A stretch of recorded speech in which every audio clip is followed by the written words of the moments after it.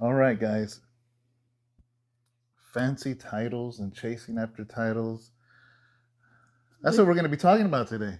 No. Would you rather be eating the dinner or serving the dinner? Ooh. Would you rather be eating the dinner Or serving the dinner? or serving the dinner? Is that a trick question or what? I don't know. Inquiring minds. Want to know. Yeah.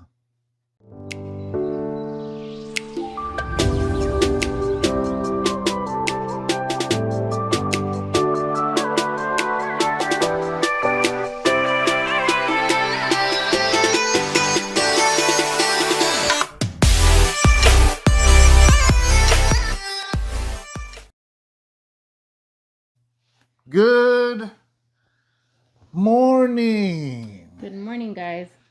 It is Monday night.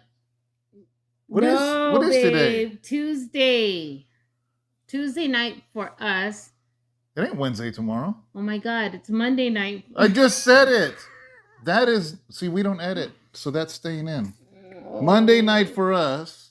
And Tuesday morning. Tuesday morning for you guys. You know what's so funny? I was just telling him that the fishes really, really love when we do our videos kind of late because you know what?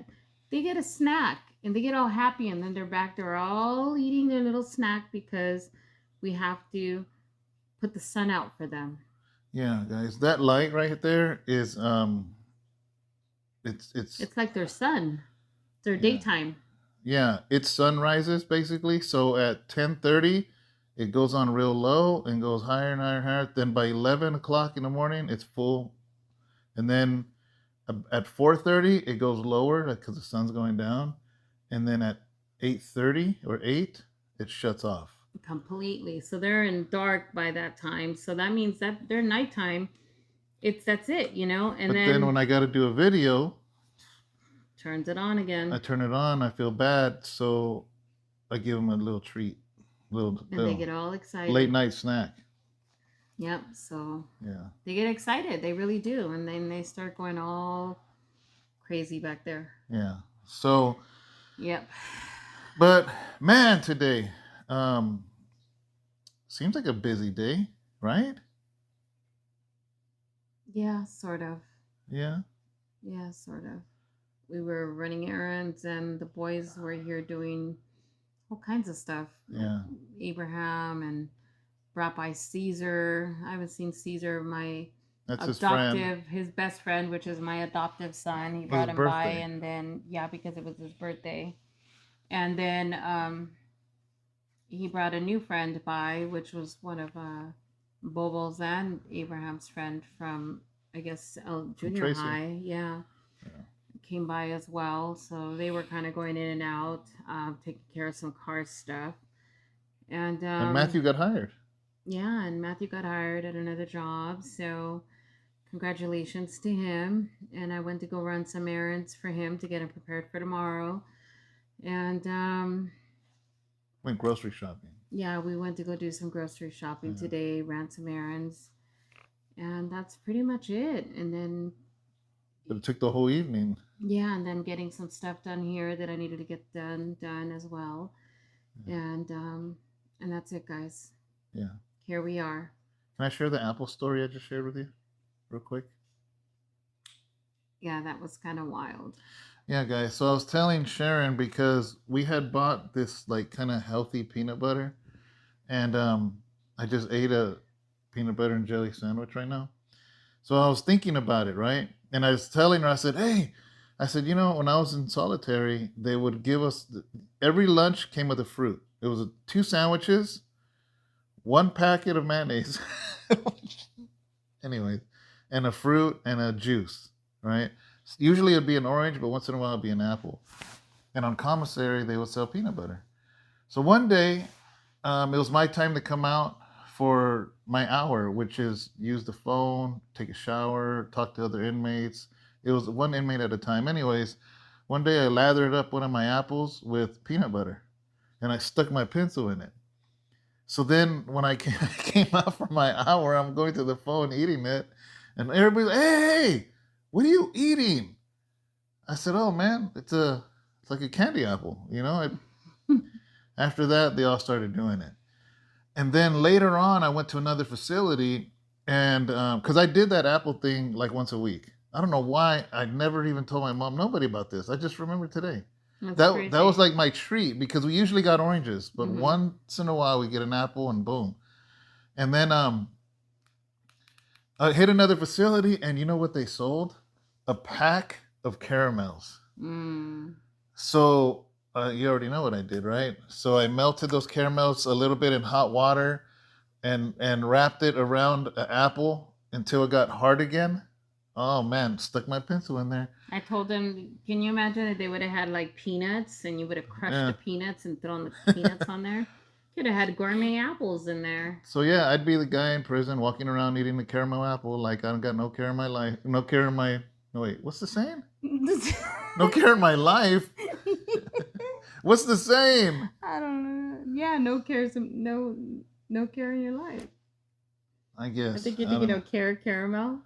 No, I don't know what I'm thinking about. Don't know. But anyways, you guys get it. Guys, it's funny stuff like that just happens in there, and you forget about it. But anyways. Forget about it. Yeah, forget about it. Forget about it. Guys, seriously though, those apples are good. No, but seriously, we are going to read out of... Did I lose my page? Uh-oh. Luke 22.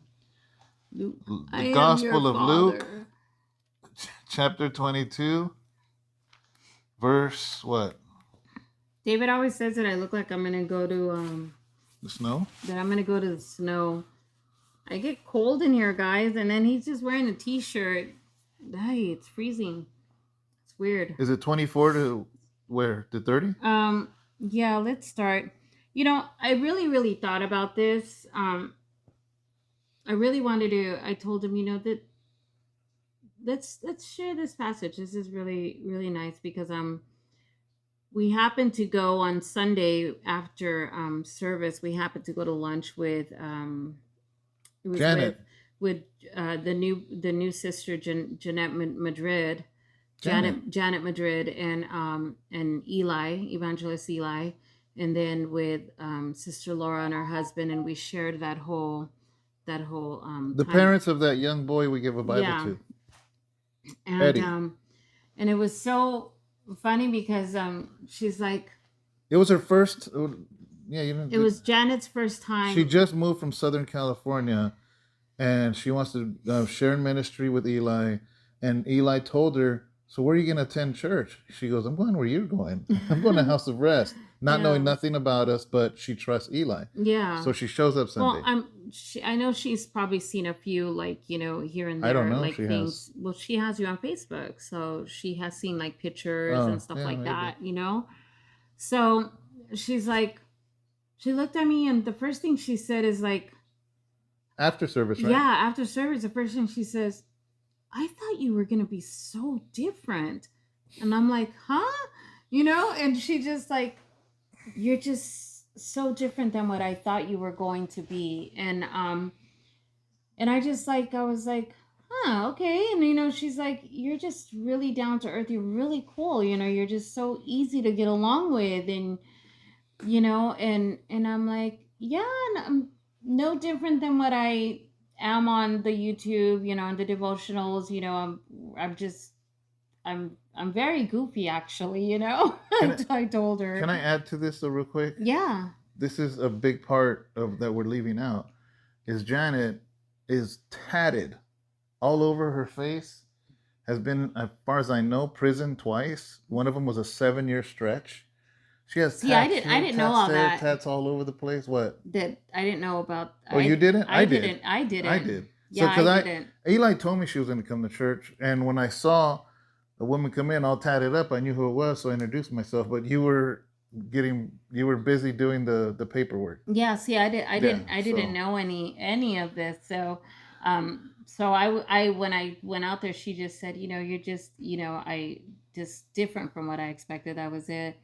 And I thought that was just beautiful to hear that, because beautiful and sad at the same time, because I was like, because sometimes the things that are expected, you know, or the things that are assumed sometimes, are just other than what is expected sometimes. And I'm happy. I'm very, very happy that I wasn't Mm-hmm. what she thought. So, and it made me, it was on my mind, and it made me think about it. And as I was sitting here, I said, David, what do you think about this Mm-hmm. verse? And so it brought me to that. And that's why. Yeah, well, what I think why it's sad is the fact that people have that expectation of a pastor and the pastor's wife. It's sad, and it's like it's not sad on her part. It's sad the fact that that means there's other people that are surprised when a pastor or the pastor's wife talks to you.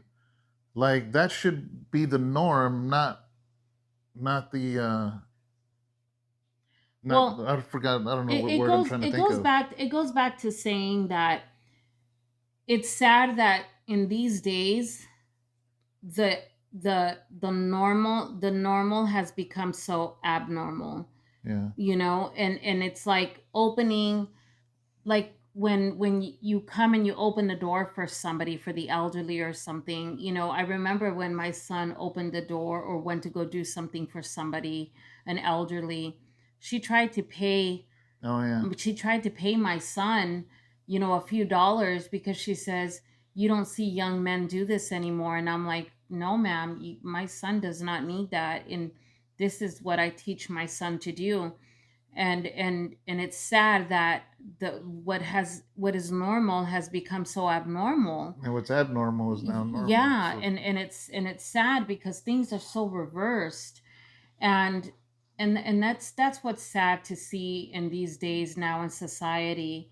And and that's why, for me, I always say that it's time that sometimes we need to put a pause to some things, and we need to go back to some of the basics. yeah. And when I talk about women and young women, um, some of the young women nowadays have to go back to learning some of the things that our mothers and our grandmothers, were Hmm. taught.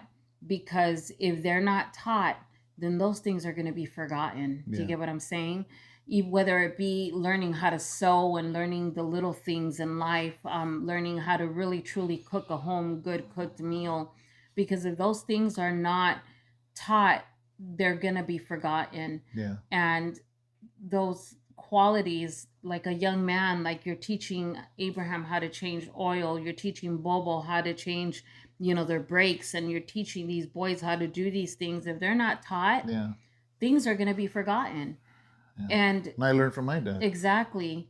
But that's why it's so important when the Hmm. normal things, that we don't allow those things to be Yeah. forgotten. What's funny is like one of the things is we were trying to take the rim off of Daniel's car. Yeah. And with the star, it was too hard. I said, man, we need to get a breaker bar, right? And I had taught Abraham that before. It's literally just you get something hollow and stick it into the thing, and it gives you more leverage, Hmm. right? And it was hard; it wouldn't budge. And I found this cardboard looked like I don't know what it is. I don't know whose it is, but it looked like maybe there was some kind of wrapping paper or something, but it was like real thick. So I grabbed that. He goes, that ain't gonna work. That's paper. I said, watch. We stuck that thing on there and just boom, broke them. Just all of them went loose quick. Wow. And I learned that from my dad. There you He go. go, and my dad always said, don't break your back trying to make, take a screw off, a bolt off or something. Use a breaker bar and stuff like that. Yeah, little So things. now he Yeah. knows, and Yeah. now he's gonna carry that. Yeah. Yeah. It's just like, right now when we were coming from the grocery store, you know, within the last 2 weeks I've been just cutting off, sugar, guys, and stuff. And I've been just trying to lay off a few things, and just slowly trying to taper myself off of a few things. And I told David, I want to make a pizza crust garbanzo beans or off of certain things, off of different types of vegetables and everything. And I said, you know, you can do anything out of everything. And me being a baker, I know I can make it happen. But you have to be creative with things, and we have to be able to be teachable, but at the same time we have to be willing to teach others, and it's important to be able to do that. And but you have to be willing to be able to do it. And I think it's important because we have young people, the next generation. We have to be able to leave those legacies. We have to be willing to teach them, and they have to be also willing to want to learn. But let's get into this because I think it's such a great. I think it's a really really good Yeah. verse. Ready? Yeah, All right. let's do it. So in Luke, Luke 22. yeah, And let's start at 24. at 24. Okay, in Luke 22:24, it says this. It says, there was also a dispute among them as to which of them should be considered the greatest. And he said to them, this is Jesus talking, the kings of the Gentiles exercise lordship over them, and those who exercise authority over them are called benefactors, but not so among you. On the contrary, he who is greatest among you, let him be as the younger, and he who governs as he who serves. For who is greater, he who sits at the table or he who serves? Is it not he who sits at the table? Yet I am among you as the one who serves. But you are those who have continued with me in my trials. And I bestow upon you a kingdom, just as my Father bestowed one upon me, that you may eat and drink at my table in my kingdom and sit on thrones judging the 12 tribes of Israel. I went to 30. To 30? Yeah. Okay. Within minutes, they were bickering over who of them would end up the greatest. But Jesus intervened. Kings like to throw their weight around, and people in authority like to give themselves fancy titles. It's not going to be that way with you. Let the senior among you become like the junior. Let the leader act the part of the servant. Who would you rather be, the one who eats the dinner or the one who serves the dinner? You'd rather eat and be served, right? But I've taken my place among you as the one who serves, and you've stuck with me through thick and thin. Now I confer on you the royal authority my Father conferred on me, so you can eat and drink at my table in the kingdom and be strengthened as you take up responsibilities among the congregation of God's people. Amen. So, number one, I want to put it into context. Before we make this relevant to us, I want to talk about what was happening here, guys. This is at the Last Supper. You know, like as it's depicted in that famous painting that a lot of people have in their house. This is it. Jesus is about to be arrested within a few hours. And he's having this Last Supper with his disciples, those that are closest to him. And I don't know if they realize that. But Jesus he's very moved because he's like, this is the last time. This is the last time it's ever gonna be like this. You know, and in the midst of that, like he is about to be crucified. He's about to be whipped and tortured, you know, with the cat o' nine tails, and what are they doing? Arguing about which one is gonna be greater in the kingdom. And I imagine that broke his heart. Yeah. This is his last time, and he's like, all this time I'm about to die, and they still don't get it. They still don't understand. And I don't know if that's out of frustration or maybe both and heartbreak. Yeah. You know, so that's why it starts off where it says there was a dispute among them as to which of them should be considered the greatest. And as they're bickering and arguing, you know what's funny? All of them left Jesus except John. Yeah. When he was arrested. All of these that were arguing left Jesus alone. Left the Savior alone. Peter denied him. Judas betrayed him. And the rest ran. Except the youngest one. You would think the youngest one would be the first one to run. He was just a teenager. But John stayed. So he just stayed, right? So then it says this. It says, so Jesus stops their bickering and he says, the kings of the Gentile exercise lordship over them. Actually, how does it say it on there? 25. It says, we start at 24. Oh, sorry. I don't have my glasses, baby. You know that. A little bit more. Right there. It says this, Jesus intervened. Kings like to throw their weight around, and people in authority like to give themselves fancy titles. He's like, you're going to sit here and act like the way the world does? He goes, I'm telling you, you're acting the way the world does. What do you want, the fancy title? That's what you're after? And that's why he says people in authority like to give themselves. Notice this, themselves. Yeah, themselves. They give themselves fancy titles. And then it goes, it's not going to be that way with you. He puts them straight. He sets them straight. He says, this is not what this is about. If you think what this is about, you got it all wrong. This is not what Christianity is about. This is not what following my teachings is about. This is not what surrendering your life to me is about. Not so among you. And then he goes and says, let the senior among you become like the junior.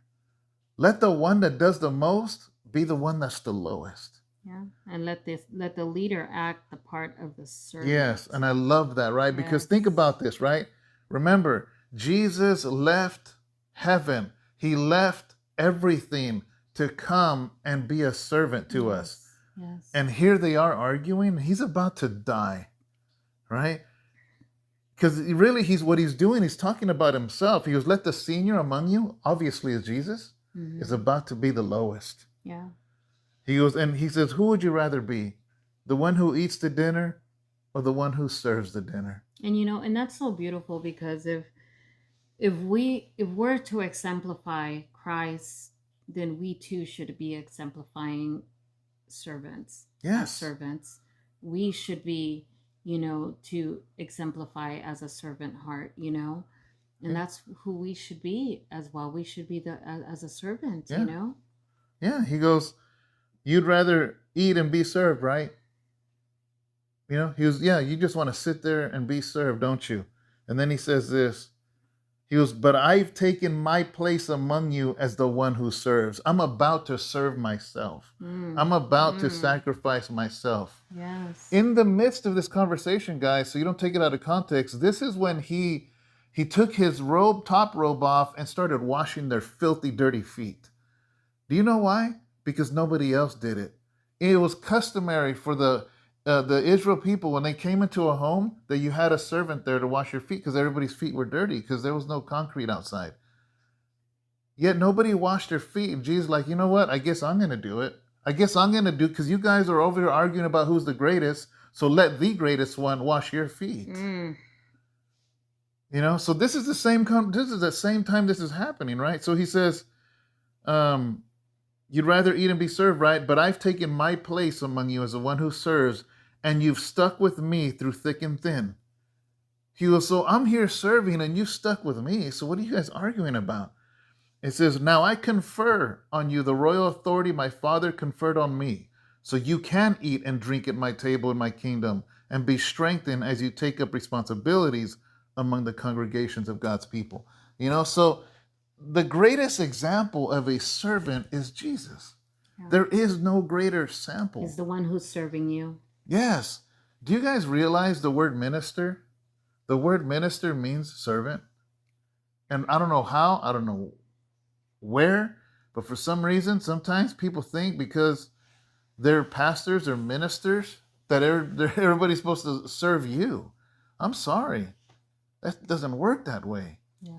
You are a minister because that is you saying, I'm going to serve. I'm going to serve my God, and by serving God, I'm going to serve people. That's it. Very clear cut, And I like what he says. Some come to sit at the table and some come to serve, right? This goes with the teaching of this, right? When those are basically Jesus saying there's two types of people.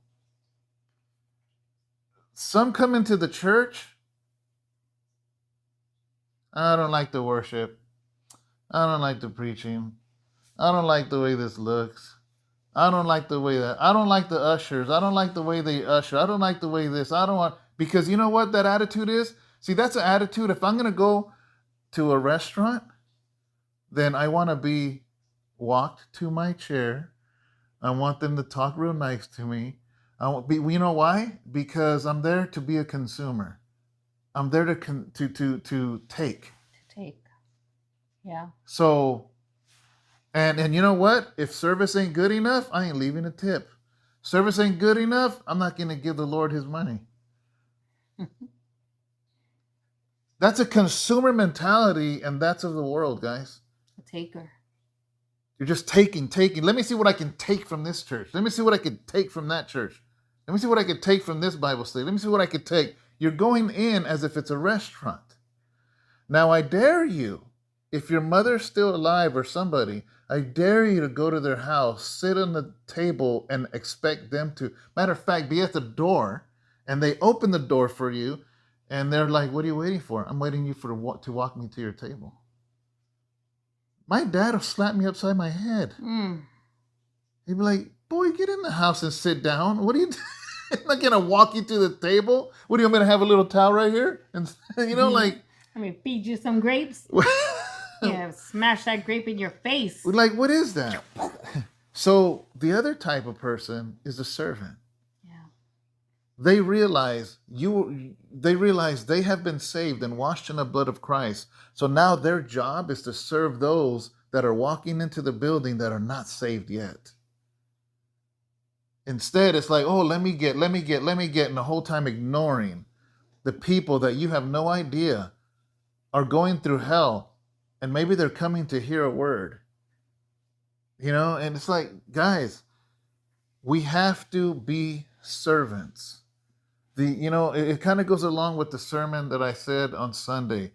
I said, people go to school for X amount of time, they go to the world. People live at home for X amount of time, then they grow up and go to the world. Why do people sit in the church and don't do nothing? Either you're going to serve or you're being edified to go start a work somewhere else. Yeah. That's it. Yeah. And if you're staying, it's because you're staying for the lost ones that are walking in. Yeah. To help administer and minister to them. Instead of of sitting back like, ooh, how's the pastor going to reach that one? Ooh, how's pastor's wife going to reach that one? How's Al going to reach that? No, how are you going to reach that one? That's good. How are you? Oh my God, can you believe it? I saw Pastor David didn't even take that person to lunch. You take him to lunch. You know what I mean? After come on, man, we are called to serve. Jesus is saying, or what can I do to my part? Where can I help in the children's? Where can I help here? What can I do to help, in edifying them, or to help in partaking and being part of the body? Because we work as a body. Yes. We're all part of the body so that we can help bring salvation to that person, We're all part of the body. I know a lot of stuff, and there's a lot of stuff I don't know. And out of frustration the other day, I told Sharon, man, I'm going to learn how to do carpenter work. She goes, why? I said, because we have a sink that somebody donated to us so we can have a cafe. And it's been sitting there for months because nobody comes and says, hey, pastor, you need somebody to install that? And I don't know how. So I got to learn something else now? Now I got to go to YouTube and learn something else? It shouldn't come from me. It shouldn't be that way. It should be somebody that says, man, pastor, I love my church. You know what? Why do I keep seeing that sink in that box? That sink has been in that box for 2.5 months already. Why is it there, pastor? Because I need somebody to install it. And I don't know how to do that. I don't have the tools to do that. We have this other stuff hanging. I don't know how to do that. And if I did, I would do it. And it's stuff like that. Like, are you coming in as a consumer or are you coming in as a servant? Because as far as I know, that's our church. Not mine, not yours. That's our church, It's like, I remember let me see, should I say this? You're like, whoa, yeah. I don't know. There's a family member years ago, right? And I'm gonna say it anyways, whatever. My aunt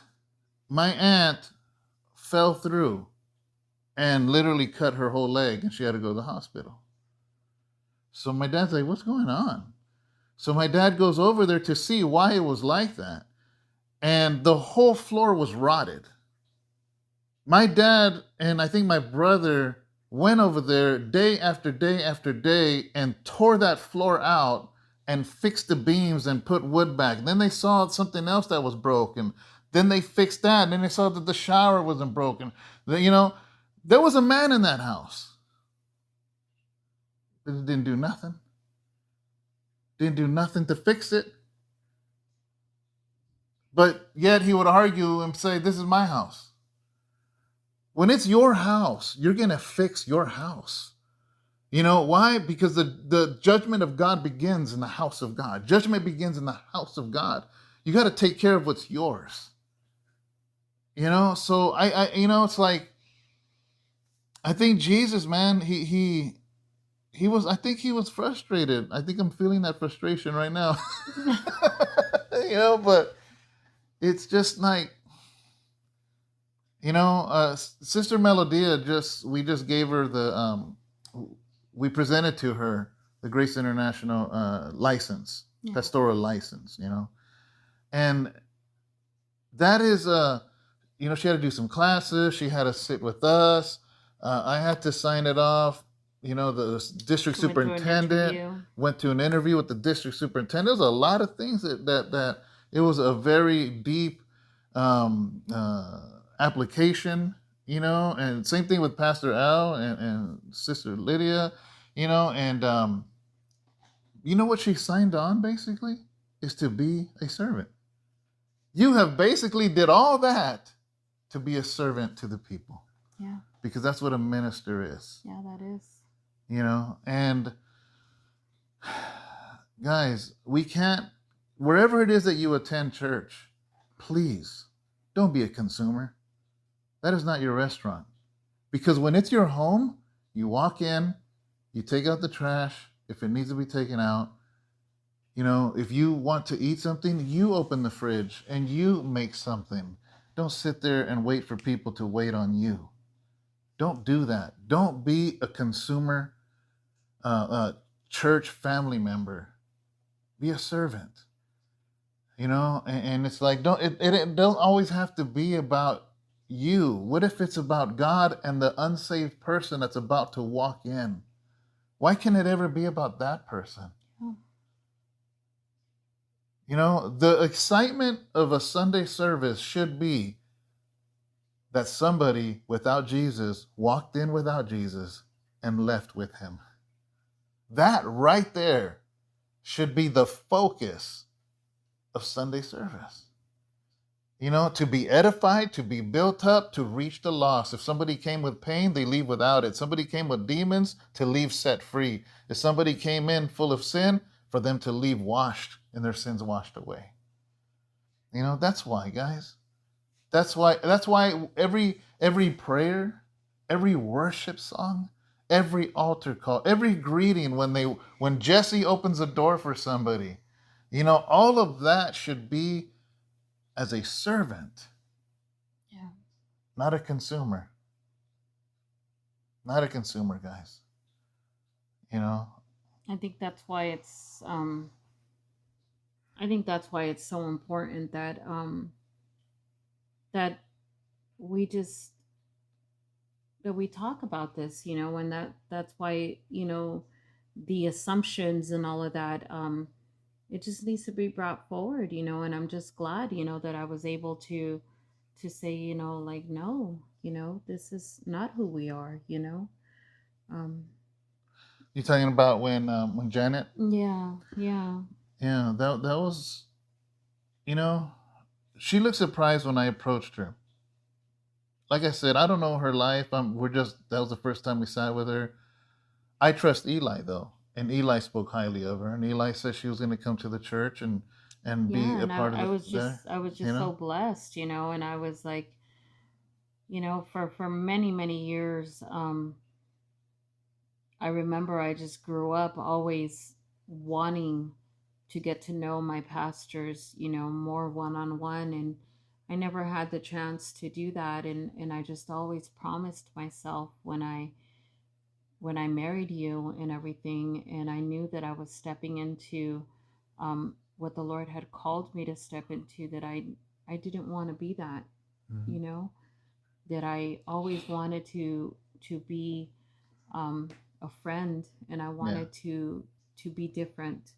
I wanted it to be different because I never wanted to be that pastor's wife where we could not have a close relationship with the people that we were um, that we had, our families that we yeah, had, and that was so important to yeah. me. That would be boring. Yeah. I Yeah, mean, I think I love watching Star Wars after, service. I love watching, having movie nights. I love cleaning our bathrooms. I love, cleaning our church. I love, just, doing what we do and going on trips, and I love being personal with our families, and knowing the children by name, and that's important to going to me. Burlington Yeah, or Dee Dee's or or just, Ross. just little things. Those things are important to me. I love that. Well, like um we're gonna take a drive toward the snow in a couple weeks, and we want to. There's our young man, Benjamin. He doesn't have no snow clothes, and we're like, man, we know this really great thrift store, Yeah. and we're gonna take him to just get something for because it's a really nice thrift store. Yeah. You don't gotta be rich to get yourself something warm for the snow, and these are the things that we want to do, because we love our church family, man. Yeah. We like And them too. yeah, and Yeah. just to laugh with them, or if we go to Denny's or a taco truck, or we go get food and bring it back to the church and eat in the lobby, and we just crack up. And I love the fact, right? Because pastors used to tell me that I can't be friends with the church family, and that Yeah. never made sense to It, me. it doesn't it You doesn't know, make sense to me at all. It really doesn't make they sense to me. because they thought I would lose respect if I joke with them, and I feel that they respect when I preach and what I teach, and then they laugh when I laugh. Yeah. I think it's important to have that close bond. And what I would say is to anybody out there who is a pastor, who is in any type of leadership, um, in these days that we're living now, it is very important that you open up to um, your families, to your congregation. Don't seclude yourself. Don't separate yourself from your congregation. Don't separate yourself from um, the families within the church. It's important that you open up your life, and that they get to know you firsthand, that they get to know you in your home, outside of your home, and in every aspect and area of your life. That they get to know your children and your family, and even the family who does not attend church, because it may be because of some of that, you know church family, that your family that doesn't attend church, that they may get to know Christ, like my son Matthew does not attend church, but he's come to know some of the people from the church, and I see the Lord moving slowly in my son's life. Like he, talks to some of the people sometimes when he does go, and I see him have some connections with some people, and that's important to me because you know what? Sometimes it's somebody other than family that'll Yeah. reach our kids sometimes. It's sometimes someone other than family that reaches our family members, and it may take that to happen sometimes, for our family members to be reached. So Hmm. that's the advice that I can give you as a pastor's wife and someone in leadership, that is just to open up your lives. Don't be afraid to just be open. The only thing that would ever, keep you from opening up is that if, you're not living the right way, Yeah. so why would you want to hide? Why would you want to hide from really truly sharing your life with, the family members and everything? So open up. Let them in, Yeah. you And and know? and I, even within Grace International, I like to have that relationship with the pastors too. Yeah. We when that what time we went to Nevada, to Reno, we went to we didn't I didn't go to preach. Yeah. We went to attend his church and hang out with him and his people. Yeah. What's the sister's name? David and what's her name? The couple that we had breakfast with, Oh, Deanna. Deanna. Yeah, Deanna. Yeah, yeah. Deanna. We Pastor Rick. We talk Mm-hmm. biblical stuff, and then we talk Star Wars and comic books. Yeah. It's like that's the same thing with Mauro and Rosa here in Stockton at the Grace International Church here in And I came Stockton. home with a SCOBY. Yeah, that was I weird. came home with a SCOBY to make kombucha. So even here in Stockton, guys, the church here, with Mauro and Rosa, we go, we talk about the things of God. Once We a month. Yeah, we joke around because I don't agree with that whole stiff pastor old school stuff, man. It doesn't work. Yeah. Yeah. You know, Absolutely. um, Pastor Larry, the vice president of Grace International, I can call him for advice. I have, and we also joke. We talk Mm-hmm. about all kinds of stuff. So I think that's important. It builds rapport. It builds relationship. It builds bond. Mm-hmm. You know. Yeah, man. Yeah. Past. Oh, I can't forget Pastor Scott in Fairfield. Yeah. You know. He's been a very good mentor too, Yeah. and he's been amazing. But a friend too. Yeah, and I think when you first started out, it was completely different, and Hmm. now you're alongside the board with him, Hmm. and that's something that has completely transpired, and something unexpected that you didn't realize that you were going to be doing, Yeah. Yeah. So guys, you know like I said, if you ever do plan on, going into, ministry. Ministry is a beautiful, it's a beautiful, beautiful thing. It's a beautiful calling. um is it hard? Yes, it's very hard. But is it beautiful? Of course it is. The most beautiful thing, serving unto the Lord, is the most beautiful, beautiful thing. Hmm. um but it is not the most easiest road. But I will say that if you do plan on getting into ministry, I will say that the best thing to do is to make sure that that you're an open book. You always want to be an open book, and look forward to that, Yeah. because you don't want to be that leader, or that pastor, or that pastor's wife that decides to seclude yourself, and to isolate yourself from families and everything. Yeah. Yeah. So, guys, I think we're going to end it there. I do want you to, if you feel like watching something else, I did a conversation with Cholo Trucker, and it came out in his channel yesterday. Yeah, And he's on a roll with asking you questions, huh? oh man, he's got a bunch of them. The thing is, he asked only three. We took an hour to talk about three questions. Wow. Women, Biblical questions. women pastors, Mm-hmm. the Catholic Church in the Vatican, and what was the third one? I don't know. You're going to have to watch the video to check it out. But if you go to Cholo Trucker on YouTube, we had a great conversation, and he's somebody that watches these devotionals, usually catches them when they premiere because he's a truck. Well, of course he's a trucker, Cholo Trucker. And every time I do a video with him, this is the third one, he always says, man, I got more questions. But keep them coming. So guys, if you want to hear some more biblical stuff like this, go to his channel. If you have a question, nobody's asked any questions lately. I know.